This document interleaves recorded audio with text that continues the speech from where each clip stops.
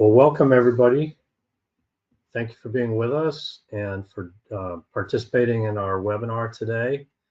Whether you're a longtime client or exploring our services for the first time, we're glad to have you here.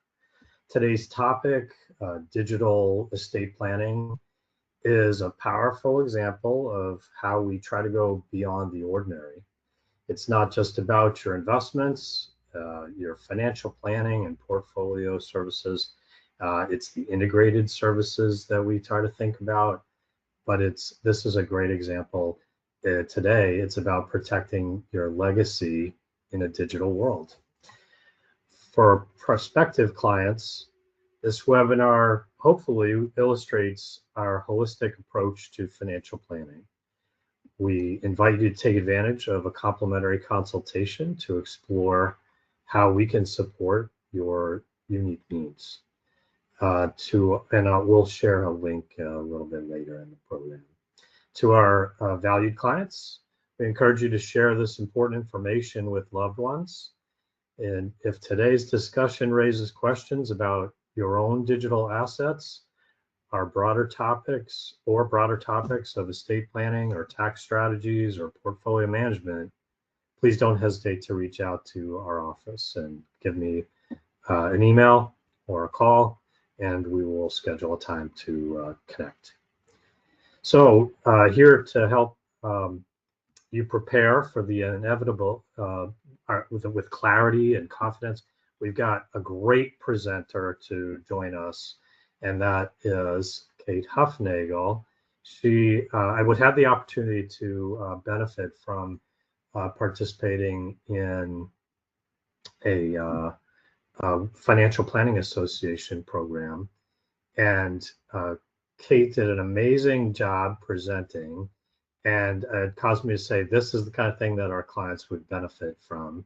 So with that, allow me to pass the baton to Kate and welcome her to present. Thanks for being here, Kate. Oh, Chris, thank you so much for that welcome. I'm really excited to be speaking to your clients and your prospective clients today. As Chris mentioned, I am Kate Hufnagel, the founder of the Digital Wrangler. And I really want to just take a moment and thank Chris for inviting me. I know we've been working on today's event, I think, since April, looking back at my emails. So for those of you online, in the materials section in the menu, you will see a handout that has been posted. I'll point out as well, too, that if you should want to connect with Kate, she's also put a link in the chat as well. So you'll have the opportunity to interact with her that way, as in addition to a great handout material that you'll want to take advantage in the materials section. Kate, I'm going to mute my line, but I'll be here if you need me. All right, sounds great, Chris. Thank you. So I'd like to start by talking about our daily lives today and thinking about how much of it runs through technology, right? We connect with loved ones through text messages, maybe even video. We likely stream our favorite shows, maybe our favorite music. We likely pay bills online, shop. Maybe we even have the ability to unlock our door to our home with an app on our phone. Technology today does make our life a little bit easier, at least in theory, but when we are no longer available or become incapacitated, it can create a lot of difficulty for those that we love. So on that worksheet, I just want you to think about your own digital life for a second. If you had to describe it in just one word, what word would you use? And if you feel comfortable, you are welcome to drop that word in the chat if you'd like. Now, for me, depending on the day, sometimes I love technology, but if we're trying to deconflict family schedules or sell things on Facebook Marketplace, I would say my word is overwhelming. And before I dive in, I do want to acknowledge something up front. Today's webinar does touch on the topic of loss, which is not always easy to think about. But my goal today is to help you approach it with clarity and confidence, and to think of this as a gift that you can leave your loved ones, clarity for when they're going to need it the most. And I want to open with a story. And this story is inspired by real events. Here we have a family enjoying the week of 4th of July on the Cape. 3 generations have come together and they've even coordinated their outfits. Everyone is happy and the grandparents are beaming because everyone is all together. Now, a few weeks after this photo was taken, the grandmother and matriarch of the family passed away suddenly. Thankfully, she didn't suffer, but no one was prepared, not her adult kids, and especially not her husband. And in the weeks and days that followed, her husband was trying to figure out how to do all the things online. After all, his wife had been the one paying their bills, and he's trying to use websites he's never used before.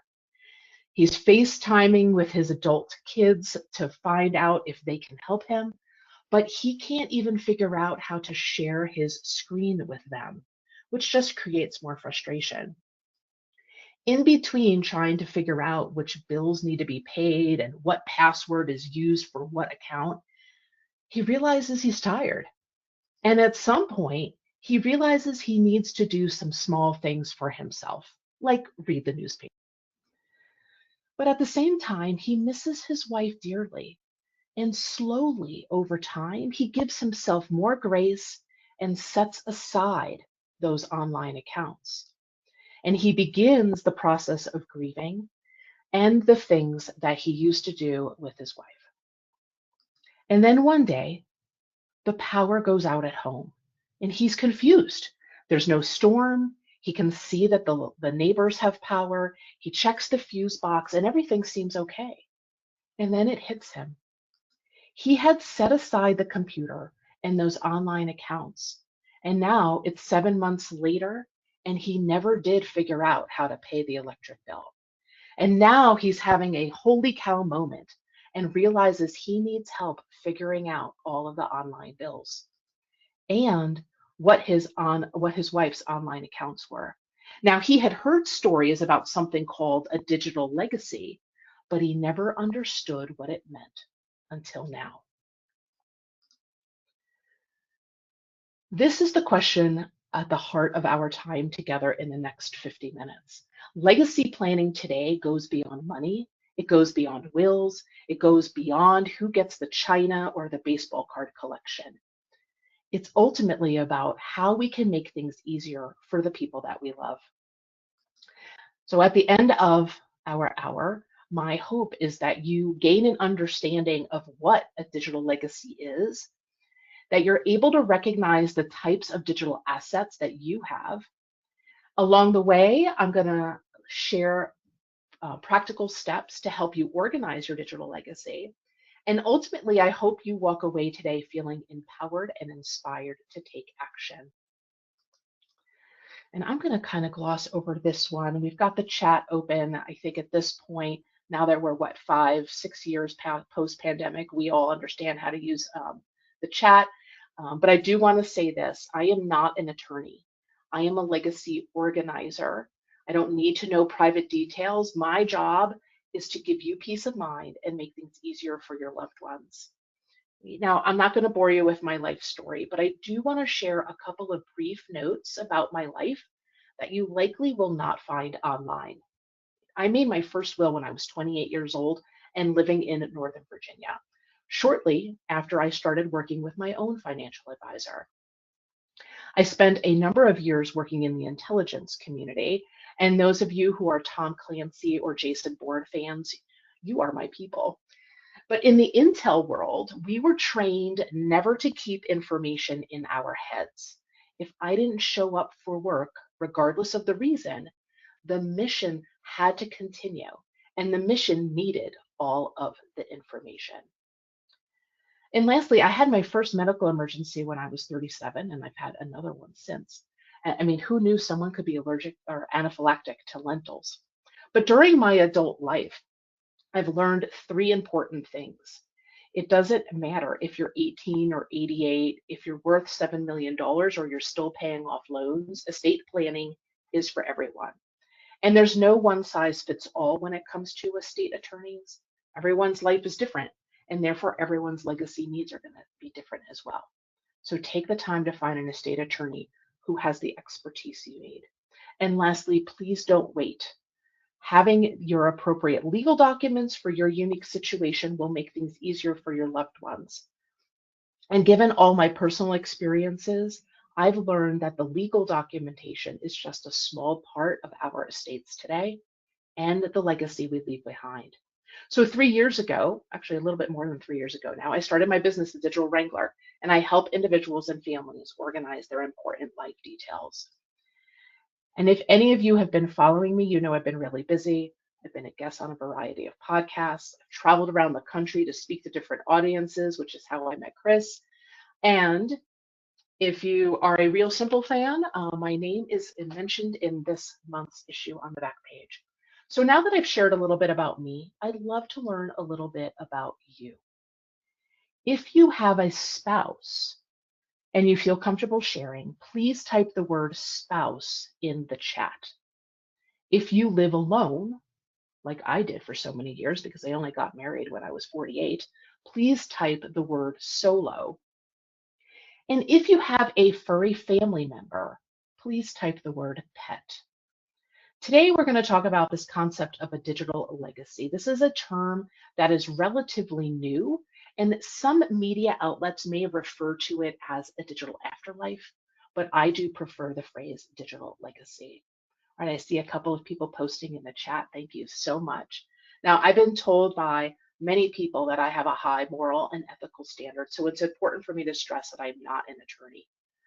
I am an organizer. I don't need to know what your net worth is, how many financial accounts you have, or if you've decided to leave everything to your pug Walter. Those details are none of my business. So with that said, let's talk about our lives today. You know, not too long ago, if someone we love pass away, we learn a lot just by checking their mail. Bills, bank statements, utility bills, newspaper, magazine subscriptions, they were all part of a digital trail.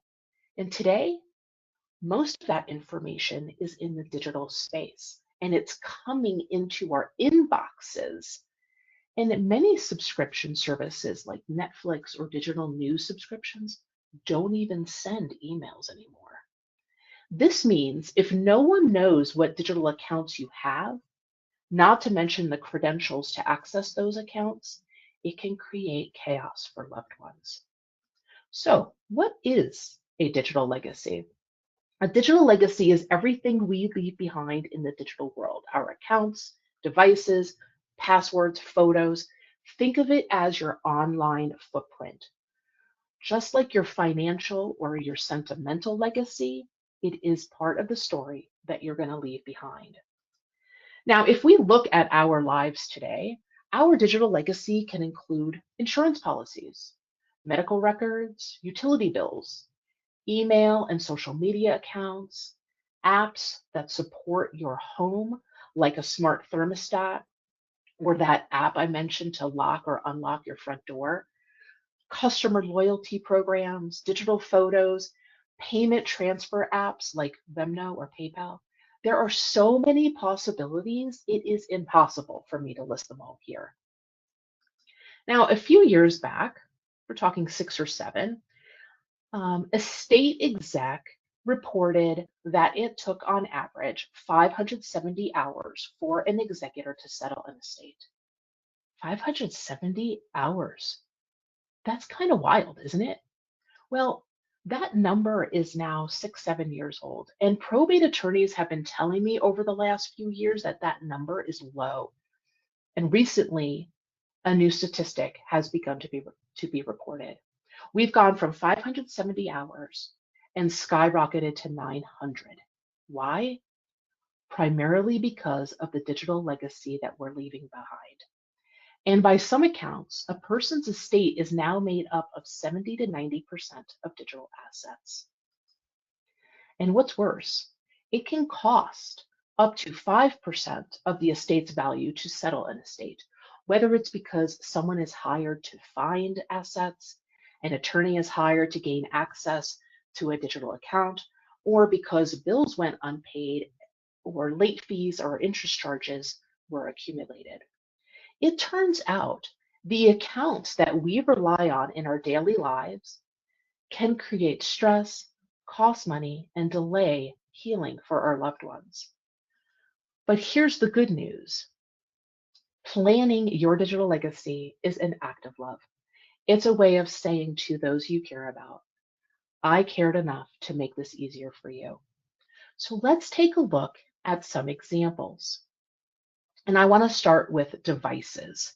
In the chat, if you're comfortable, I want you to think about how many devices you and your household own. Think about phones, laptops, even those fitness trackers that you wear around your wrist. A friend of mine owns an advertising firm in New Jersey, and he reached out to me about a year ago. And I think his exact words were, Holy cow, Kate, have I got a story for you? My friend Dan shared that one of his employees recently lost a loved one, and several family members approached the funeral home director to request access to the deceased loved one's body.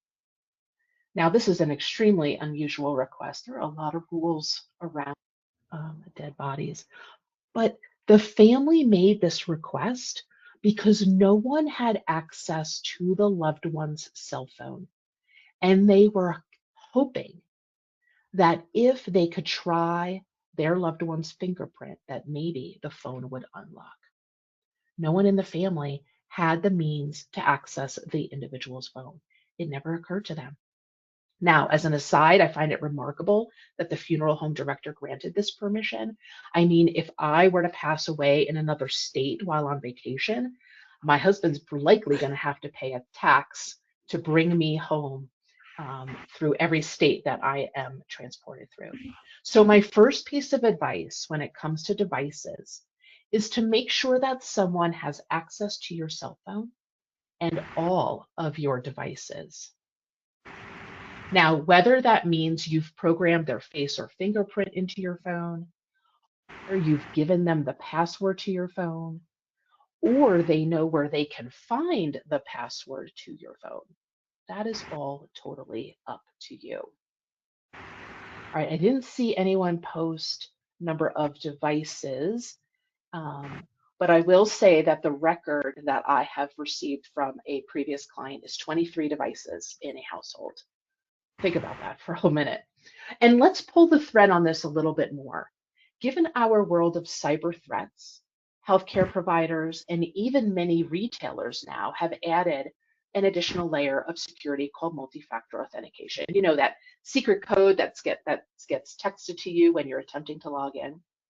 We love multi-factor authentication because it protects our money and our important personal information. So our loved ones will need access to our phone to receive those messages after we've passed. A client I worked with 2 years ago told me the biggest mistake she made after her mom passed away from a long illness was turning off her mom's cell phone. She didn't want to be saddled with that bill. And while her reasoning was sound, she realized about 15 minutes after that phone was cut off that she had no way of receiving those text messages, and it made her life more challenging. So when it comes to your devices, I encourage you to make sure your loved ones will be able to access them with ease. Next, let's talk about our cherished digital photos and memories.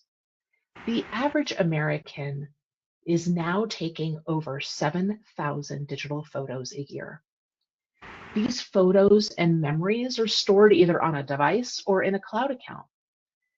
Now, these photos and videos may not have high monetary value, but they are a part of us and a part of our story.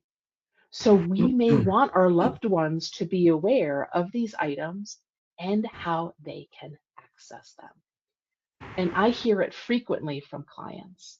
They are devastated when they can't access digital photos. So when it comes to your photos, I encourage you to tell your loved ones how they can access them with ease or if you prefer, leave instructions behind for them. Chris or Lauren, I'm just going to pause for a second as I think someone is not muted. There is some background noise. Sorry, it's probably me. I'll turn mine off. Okay. I was laughing at some of your comments, and I was thinking I should be like, you need a little bit of like response, but it's probably distracting. Sorry. All right, thanks, Chris. Okay, the next topic I want to talk about is digital purchases. Now, maybe you purchase electronic books, maybe you own cryptocurrency, maybe you have an insurance policy for fine jewelry, and that insurance policy you pay online.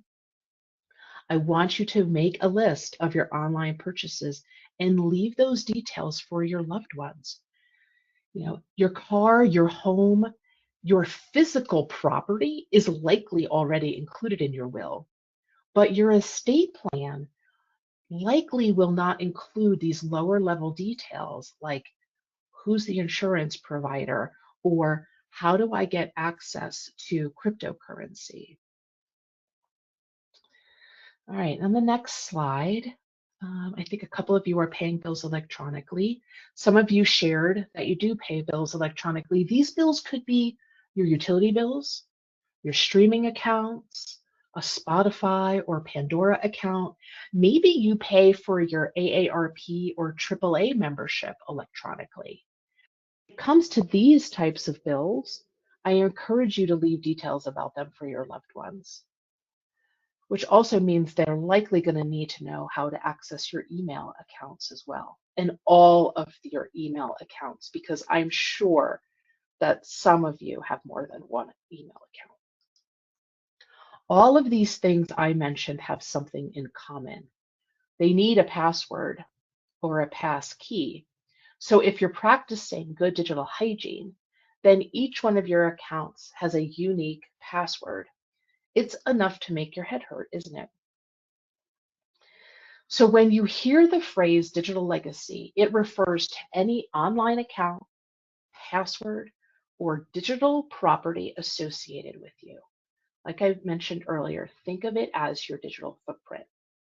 Now that I've provided examples of what make up your digital legacy, let's talk about bite-sized practical tips to help get you started. Let's go back to devices. As I mentioned earlier, you can have desktop computers, laptops, tablets, phones, wearables, and whether that wearable is a fitness tracker or even a medical device. You can have quite a few devices today.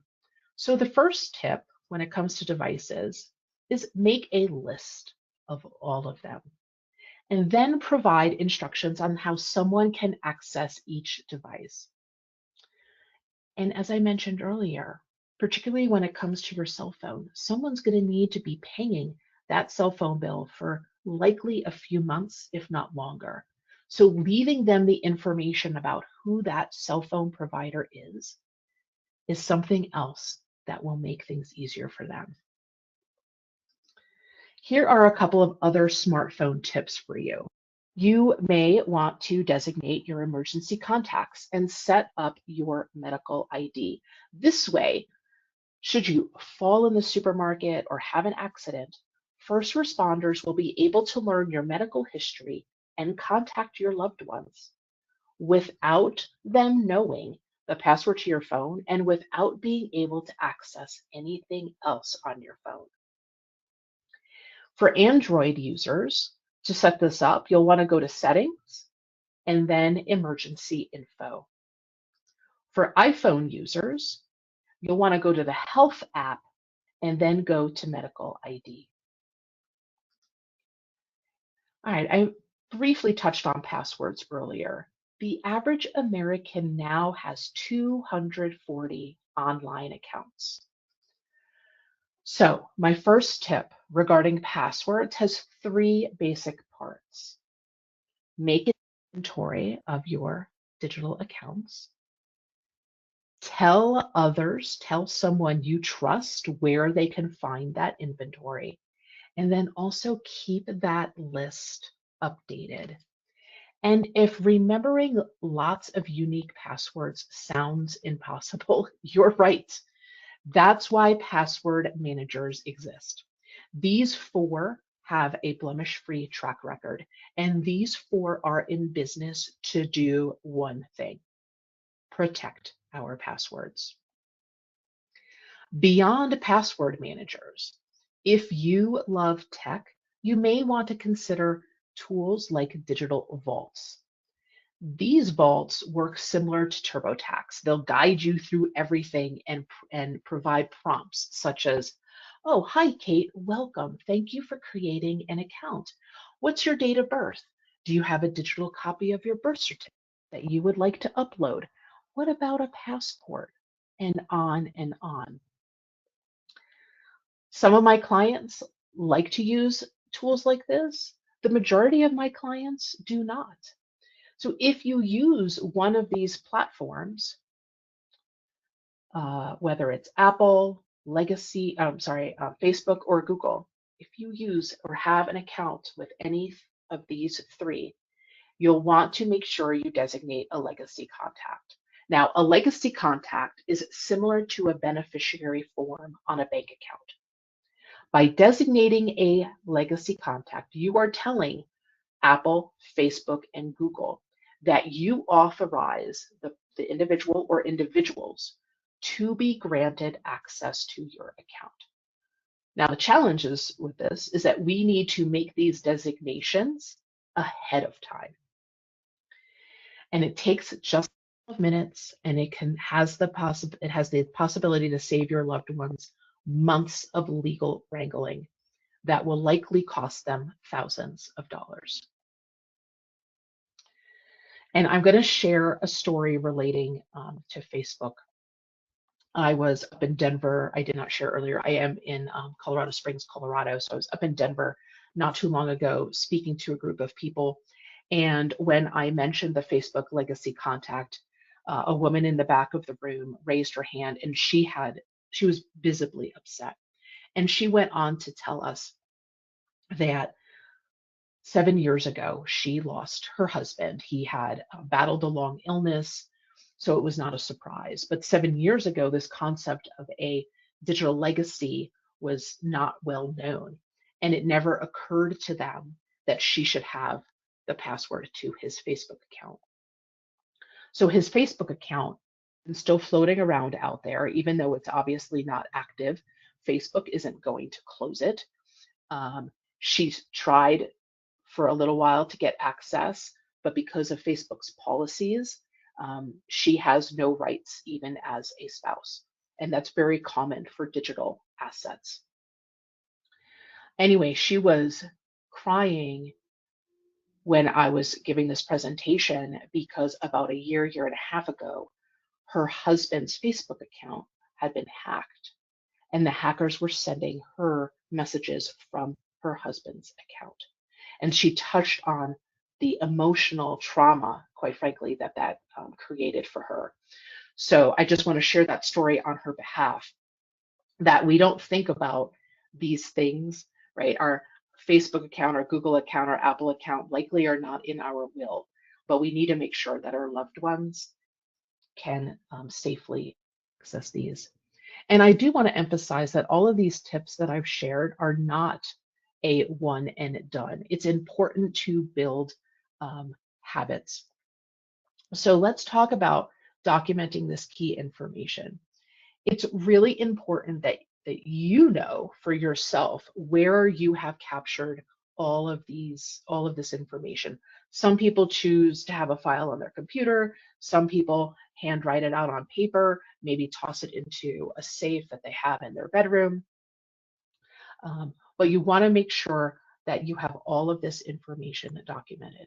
And then you want to make sure that you tell someone you trust where they can find that information. And then lastly, you want to make sure that that person that you tell will have access to that information. So in that example that I shared about using, putting maybe papers in the bedroom, okay, well, if that safe has a combination lock, making sure that that individual knows the combination to that safe. And will that individual be able to get access to your home with ease as well? So there's quite a few things that we need to think about. All right, now let's talk about building some habits. As I mentioned earlier, Americans are taking a lot of digital photos these days, right? So 7,000 photos a year, that's a lot for loved ones to go through. And so if you review and delete your photos once in a while, that's really another way that you can give a gift to your loved ones. I mean, there's no sense holding on to a photo of something that's blurry, especially if you took it, because if you don't know what it is, your loved ones certainly aren't going to know. And then reviewing that information that you've documented for your loved ones and making sure that you keep it updated. And then lastly, making sure that your photos and all of your data is being backed up. Now, I have some clients who, like once a week, will put on like their favorite music, their favorite song, and they'll spend 2-3 minutes just deleting photos. And then that's it. So they do 2 minutes a week. Reviewing their passwords and making sure that that information is updated. Some of my clients fluctuate. Some do this once a quarter. Others do it twice a year, like when we change the clocks. And then checking the backups, that's really up to the individual. Some people check their backups every day, some maybe once a year if they're lucky. But I hope that this information has helped to expand your knowledge to another type of legacy that we will all leave behind. Now, depending on where you are mentally and emotionally, here are 3 potential actions you might be inspired to take. The first is start small.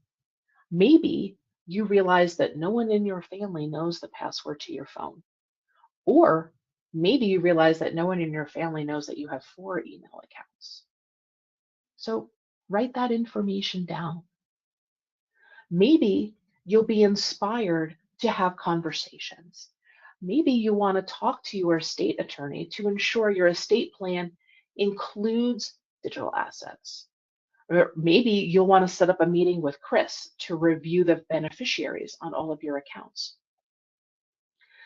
And maybe you'll be inspired to talk to your trusted person, telling them where they can find the details about your devices or how they can go about accessing your emails. I want you to think about one action you want to take and maybe jot it down on the worksheet that was posted. And I'm going to just take a quick look through that worksheet, make sure that I touched on everything on there. I did not talk about reward points. I'll talk about those real briefly. So if you love to travel, and I think I shared this story with Chris back in the spring when he heard me speak. My husband and I had the privilege, quite frankly, to go to New Zealand last year at the end of the year for 4 weeks. Well, we had amassed so many digital reward points. We did not have to pay for our plane tickets. We had credit card reward points. We didn't have to pay for a rental car, and we had amassed hotel points where we didn't have to pay for lodging for about 2.5 weeks. Yeah, we were digital hoarding situation going on, but we were able to have a trip of a lifetime. So for those of you who love to travel, if you've ever read the terms of service agreements for those customer loyalty programs, some will say that an executor can transfer points. Others will say, as soon as we're notified that you've passed away, those points disappear. Now, I'm not an attorney, like I mentioned. I like to live in the area of gray, and I like to live in the real world, as I tell some attorneys sometimes. Those loyalty points are likely not in your will. And airlines and hotels are not going to receive notifications from the Social Security Administration that you've passed away. So if you leave your logon information behind for your loved ones, then they're not going to have to provide a copy of their death certificate. They can send it on as you, make the transfer, and then close out whatever account that is. So think about what you can do. What is the one action today that you want to take when it comes to your digital legacy? And I encourage you to write that on your worksheet. I believe that digital legacy planning is one of the greatest acts of love that you can leave for your loved ones. It can reduce stress, it can reduce financial burdens and confusion, and it'll give them the gift of space to grieve and heal on their own terms. I went pretty quick, and Chris knows that I provide a lot of information. So I want to just say thank you for joining me. I hope you are leaving with some clarity, inspiration, and hopefully you're inspired to take one action. If you'd like more resources or you want to continue the conversation with me, here is how you can contact me. You can take a screenshot of this if you want, or if you have a phone handy, that QR code will, I think it's 2 touches, you'll be able to add me to your contacts. Yeah, I think that's all I got. Great. So I think what we'll want to do maybe for a few minutes is give people a chance to ask a question or two. I will start with a question for you, Kate. I was thinking, and by the way, if you want to ask a question, there is 2 possible ways. There's a questions box, or you could just type something in the chat. Either one will get our attention, and you can let us know, or you could raise your hand if you'd rather do it that way. So in any case, incidentally, this program is being recorded. So just as a compliance note, if you do ask a question, you're consenting to having your content shared with others through the recording of our presentation today. Kate, I've seen this thing come up on my social media from time to time, and it's a program that you can apply to your phone, and it will sift through your photos and delete duplicated photos. Have you ever seen this? And what do you think of that idea? Yeah, so I am not a photo organizer, believe it or not. That is a highly specialized niche. But I get those ads occasionally as well. And if I mean, I'm 51, so let's just assume I'm going to live for like another 40 years. That's going to be like 250,000 photos if I did the math right. Yeah, and some of those might be of your grocery list or something, that like things that are innocuous or whatever. Exactly. So my husband had been a photographer in the military for almost 3 decades before I met him. And so when we were in New Zealand, we were taking a ton of photos. I think we probably took around 3,000 photos during those 4 weeks. But we actually sat down every night and deleted like duplicates or, oh, my eyes were, closed, etc. So we came home with about 1,200. And so I think that's a simple gift, quite frankly, that you can leave for your loved ones. Having those photos organized and having them culled in a way that they can then find the ones that they're looking for with ease. Yeah, good idea. Your last comments, you were talking about the credit cards, frequent flyer, and hotel points. So did I interpret that really the only thing we can do to transfer those is to make sure someone has the online access to those? Well, so each program will have a different terms of service agreement, right? And let's be real. I mean, nobody reads those when we create those accounts. I mean, I do, but that's kind of what I do for my business. But oftentimes, if you were to follow the actual process, and this is now like where I hear a lot of attorneys that I coordinate with in my head. The attorneys are going to look up the terms of service agreement for each one of those accounts and say, okay, you need to follow the letter of the law by following, each program's terms. And oftentimes they'll say that, okay, well, the executor needs to provide documentation, and you have no idea how long that's going to take, or even if they're going to respond. And so, as I say to attorneys, like, I live in the real world. Like, if I have 240 accounts, like the average American, I'm like, do I really expect that my husband or my executor to get 200 copies of my death certificate and then send that out to all of these companies? And I'm like, I just don't think, quite frankly, that that is realistic. So I advocate for what I call the practical real world solution. Leave those passwords behind, and then when the loved one or the executor is ready to take care of those frequent flyer miles or those hotel points, they'll have all the information that they need.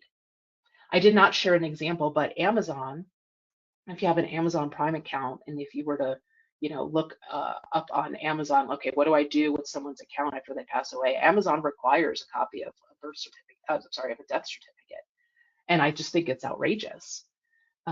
When in this space do we get to grieve the people that we've lost and remember them? Um, so that's why I do the work that I do. Is let's make this easy, and let's give our loved ones the information that they need so that they can, quite frankly, grieve on their own terms without having to worry about bills not getting paid or cryptocurrency not being accessed. 1 in 4 Americans now own crypto, and soon, very soon, that's going to be 1 in 3. Um, that's becoming very prolific, and you could leave in your will, Chris is getting my cryptocurrency, but if I don't leave that access information behind, We got a it's not going to do problem. you, Chris, any good. Well, and I think you bring up the Amazon account. I've got maybe movies or music or um, all kinds of other types of digital assets that and even if I don't own cryptocurrency and have a digital wallet that needs to a key that needs to be passed on.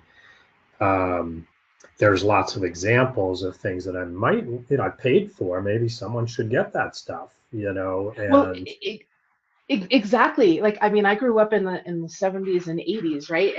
And I remember, family members and friends having a collection of records, or then it turned into shelves and shelves of VHS tapes or Blu-ray yeah, discs.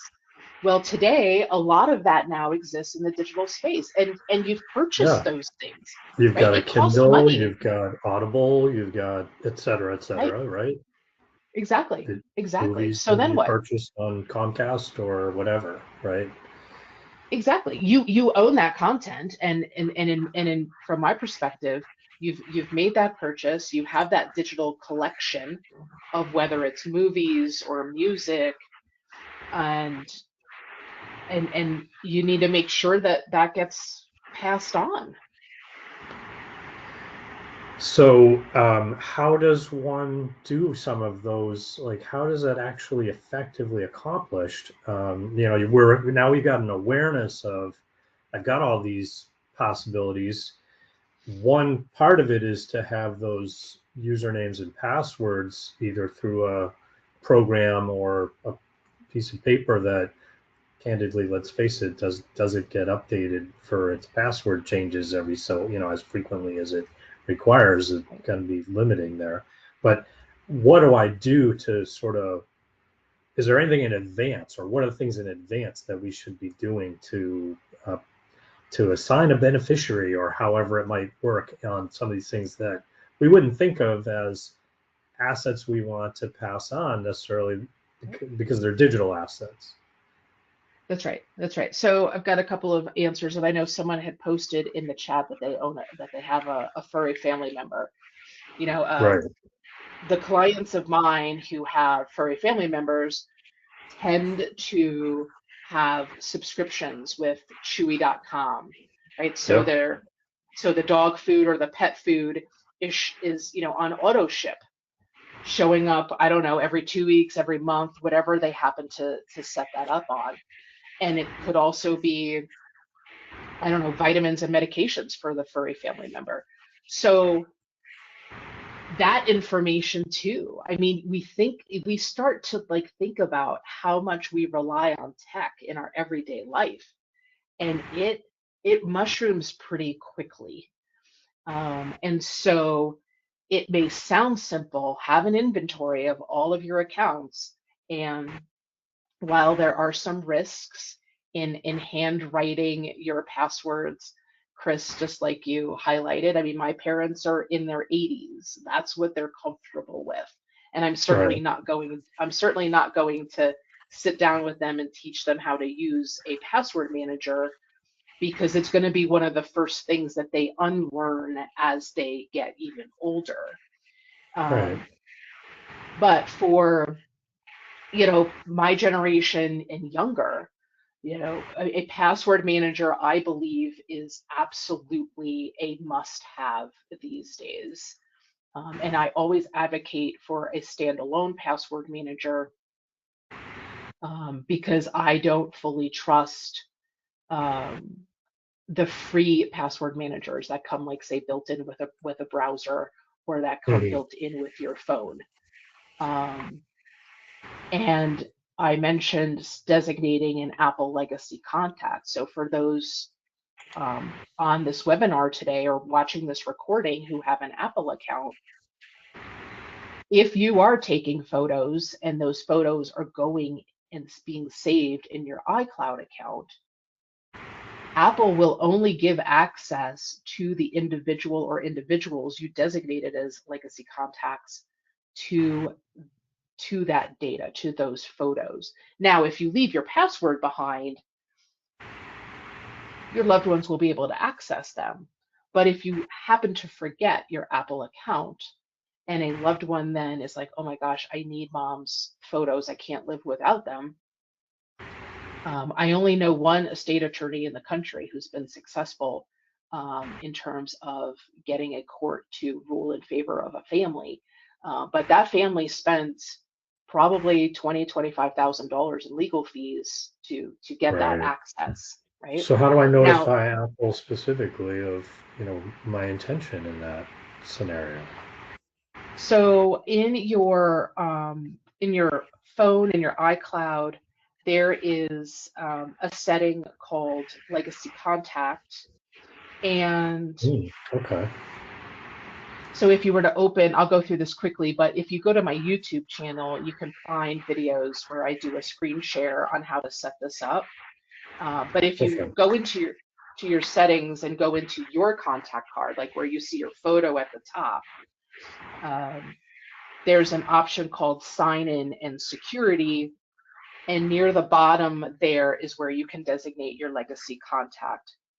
Perfect. So for instance, I have 5 legacy contacts set up for my Oh, Apple nice. account. Um, and that is what Apple needs. That's what their terms of service state.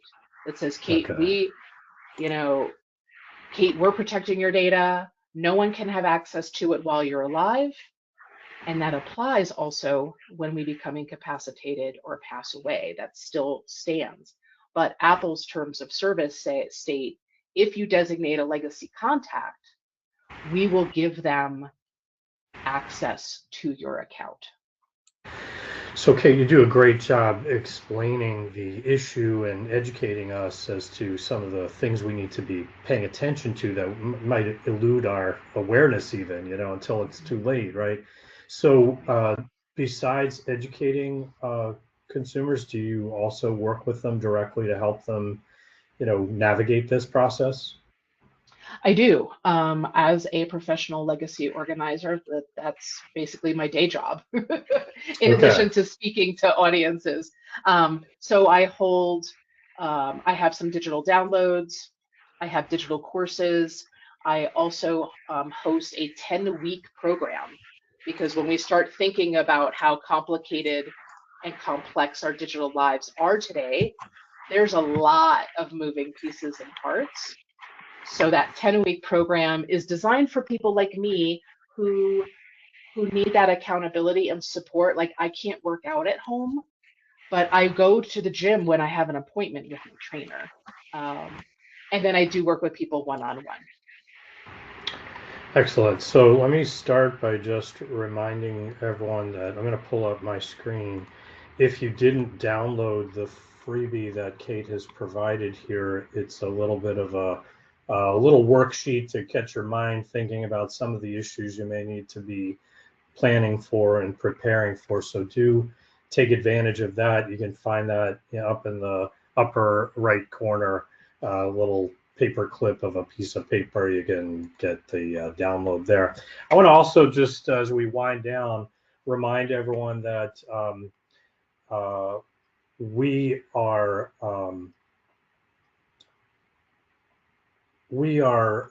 having another webinar in October. We have a quarterly economic and market update. So if you want to participate and learn about that, the live version will be at 10 a.m. Eastern on October 28th. Brian Regan does a great job giving our updates on what's happening in the economy and how that's working its way into our strategies for the future. Additionally, I want to just encourage everyone, if you haven't been listening to our podcast, you can check it out wherever you like to listen to podcasts, Spotify, Apple. You can get this QR code if you'd like to watch it on YouTube.